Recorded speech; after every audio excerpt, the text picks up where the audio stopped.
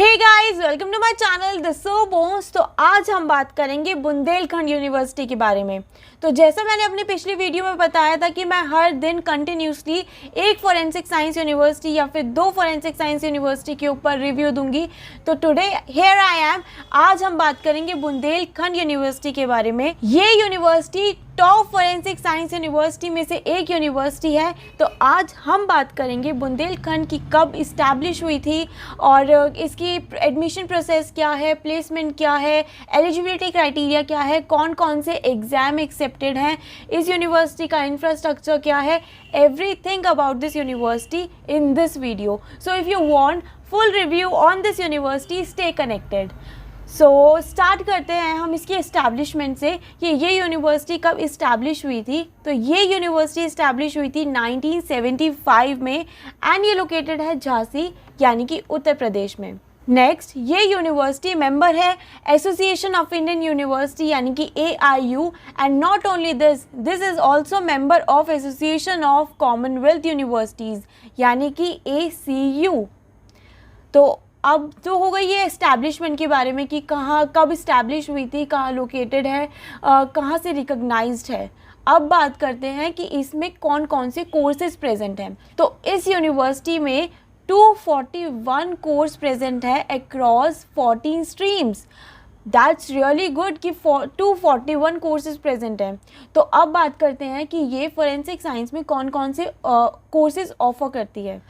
तो ये सबसे पहला कोर्स ऑफर करती है BSc इन फॉरेंसिक साइंस। तो जैसे जैसे हम कोर्स के बारे में बात करेंगे, हम बात करेंगे कि कौन सा कोर्स प्रेजेंट है, कितने इयर्स का होता है वो कोर्स, उसका सिलेक्शन मोड क्या है, क्या इनटेक है यानी कि कितने बच्चे कितने स्टूडेंट्स को वो इनटेक करता है अपने इंस्टीट्यूट में, एंड एलिजिबिलिटी क्राइटेरिया क्या है।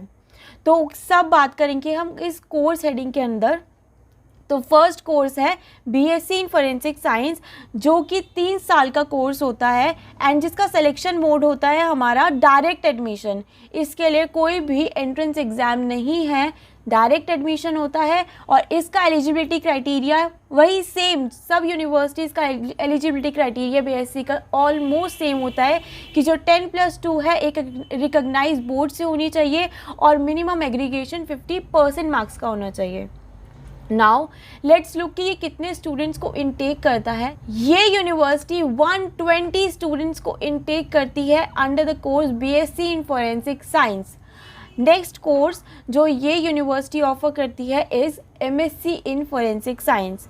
तो अभी हमने बात करी थी कि BSc इन फॉरेंसिक साइंस ये यूनिवर्सिटी ऑफर करती है, एलिजिबिलिटी क्राइटेरिया वगैरह देखा था हमने।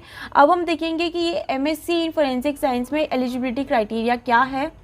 तो MSc इन फॉरेंसिक साइंस ये 2 साल का कोर्स है जिसमें एक एंट्रेंस एग्ज़ाम से एडमिशन होता है।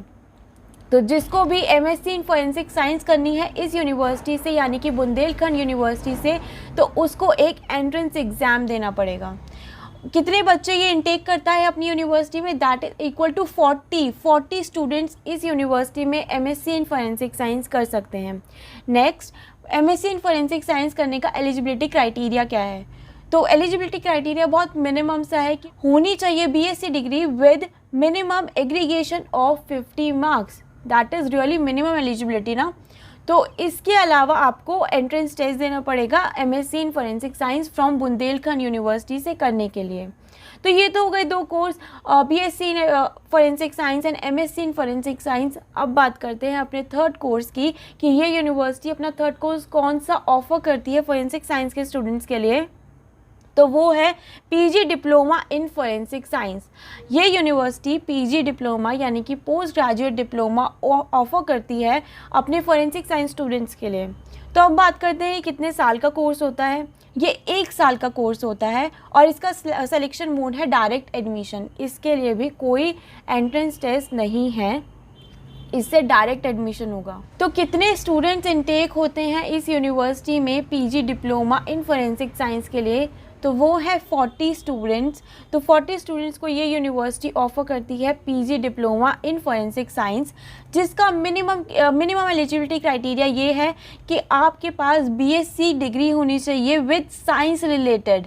कोई भी साइंस रिलेटेड बीएससी डिग्री होनी चाहिए विद मिनिमम एग्रीगेशन ऑफ 45%। तो ये इसका मिनिमम एलिजिबिलिटी क्राइटेरिया है PG diploma in forensic science करने के लिए। तो टोटल हम बात करते हैं तो कोर्सेज तो इसके 241 कोर्सेज हैं इस यूनिवर्सिटी में, बट फॉरेंसिक साइंस के लिए ये 3 कोर्स ऑफर करती है यूनिवर्सिटी। डिफरेंस और इसमें भी आता है कि तो 2 डायरेक्ट एडमिशन वाले कोर्सेज हैं बीएससी एंड पीजी डिप्लोमा। सिर्फ एमएससी इन फॉरेंसिक साइंस के लिए एंट्रेंस टेस्ट है। तो अब बात करते हैं इस यूनिवर्सिटी की प्लेसमेंट के बारे में। तो इस यूनिवर्सिटी में ऐसा कुछ प्लेसमेंट सेल नहीं है यूनिवर्सिटी लेवल पे, but the campus placement are available in the individual courses. अब ये यूनिवर्सिटी है तो यूनिवर्सिटी लेवल पे कोई भी प्लेसमेंट सेल नहीं है, बट इंडिविजुअल कॉलेजेस में प्लेसमेंट होती है। तो अब बात करते हैं इस यूनिवर्सिटी की इंफ्रास्ट्रक्चर की। कैसा बुंदेलखंड यूनिवर्सिटी का इंफ्रास्ट्रक्चर कैसा है, अंदर का एरिया कैसा है, क्या वो प्रोवाइड करता है अपने स्टूडेंट्स को, क्या क्या फैसिलिटीज़ प्रेजेंट है इस यूनिवर्सिटी में स्टूडेंट्स के लिए।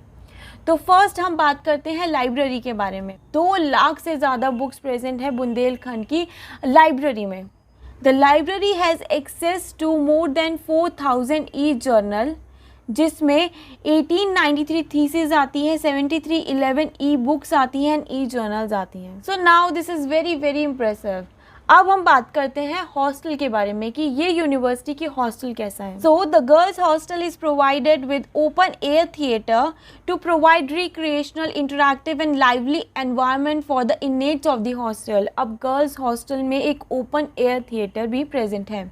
नाउ अब 2 गर्ल्स हॉस्टल इसमें प्रेजेंट है। First PG women's hostel, second Jhalkari Bai's girls hostel, जिसमें कैपेसिटी है 150 for the PG women's hostel and 300 for the Jhalkari Bai's girls hostel. तो दोनों हॉस्टल की अपनी अपनी कैपेसिटी है अकोमोडेट करने की स्टूडेंट्स को। Now talking about PG boys hostel, Lord Buddha PG boys hostel, जिसमें 150 स्टूडेंट्स अकोमोडेट हो सकते हैं। Now all the existing hostels are equipped with facilities in terms of security, food, furnishing, telephone, regular power and water supply, provision of hot and cold water during winters and summer with recreation and TV room. Talking about the sports complex, तो sports complex में present है basketball court, swimming pool, sports ground, volleyball court, everything in sports required. तो अब देखते हैं और क्या infrastructure इस यूनिवर्सिटी में प्रेजेंट है स्टूडेंट्स के लिए। सो यहाँ पे labs, cafeteria, gym, hospital, medical facilities, wifi, campus, everything is well equipped in this university. अब आता है बहुत इंपॉर्टेंट पॉइंट, स्कॉलरशिप, कि ये यूनिवर्सिटी स्कॉलरशिप प्रोवाइड करता है या नहीं, या करता है तो किन किन स्टूडेंट्स को करता है। तो हाँ, ये कॉलेज स्कॉलरशिप प्रोवाइड करता है, but only to SC, ST and OBC as per government schemes and guidelines. तो ये तो हो गया इस यूनिवर्सिटी के बारे में कि ये कब इस्टेब्लिश हुआ था, इसमें कौन कौन से कोर्सेज प्रेजेंट है, BSc के लिए कौन कौन से कोर्सेज प्रेजेंट हैं, एंड इसकी प्लेसमेंट क्या है, इंफ्रास्ट्रक्चर क्या है, and scholarship provided by this university to its students. तो अगर आपको ये वीडियो पसंद आया हो तो प्लीज़ इसे लाइक कर दे, शेयर कर दे उन स्टूडेंट्स के लिए जिनको फोरेंसिक साइंस में इंटरेस्ट है एंड किसी भी कॉलेज का रिव्यू वो ढूंढ रहे हो। And also do not forget to subscribe to my channel. Thank you.